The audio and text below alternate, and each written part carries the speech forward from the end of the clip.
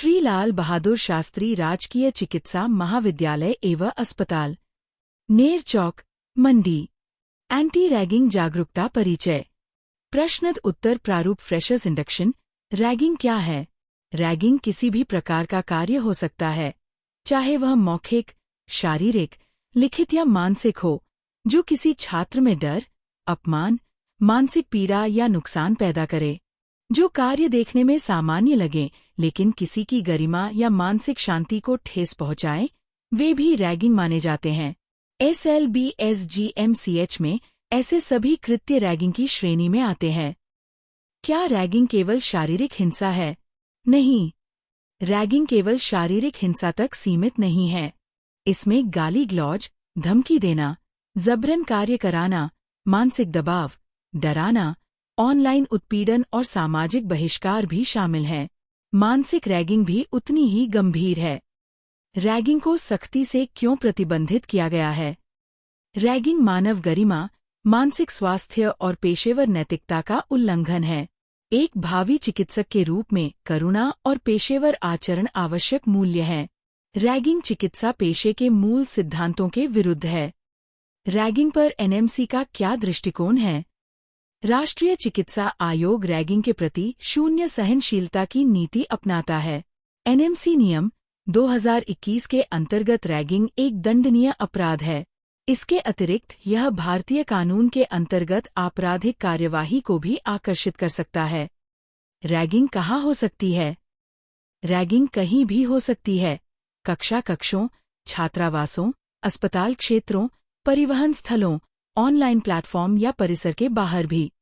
स्थान जिम्मेदारी को कम नहीं करता। रैगिंग का शिकार कौन हो सकता है? कोई भी छात्र रैगिंग का शिकार हो सकता है।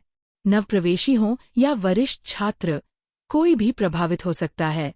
रैगिंग केवल प्रथम वर्ष तक सीमित नहीं है। रैगिंग रोकने की जिम्मेदारी किसकी है? रैगिंग रोकना सभी की सामूहिक जिम्मेदारी है।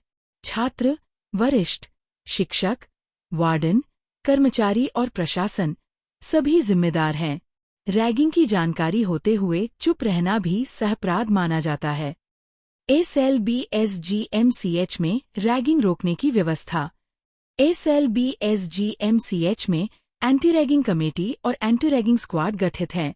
ये नियमित निगरानी, अचानक निरीक्षण और छात्र सुरक्षा सुनिश्चित करते हैं। रैगिंग की शिकायत कैसे करें?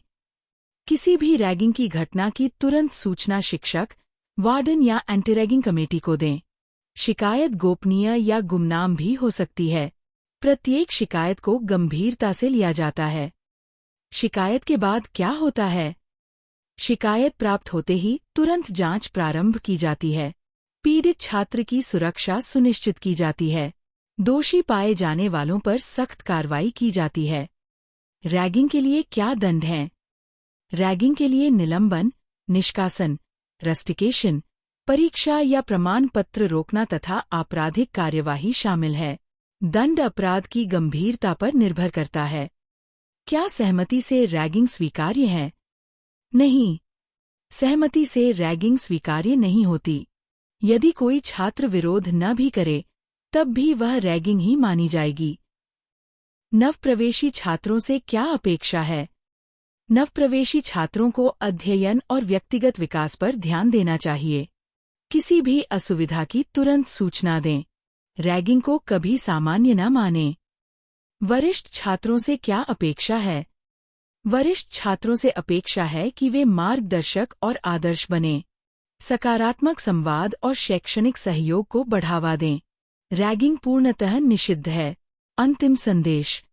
SLBSGMCH एक सुरक्षित, सम्मानजनक और पेशेवर वातावरण के लिए प्रतिबद्ध है। आइए हम सभी गरिमा, अनुशासन, करुणा और पारस्परिक सम्मान बनाए रखें। SLBSGMCH में आपका स्वागत है।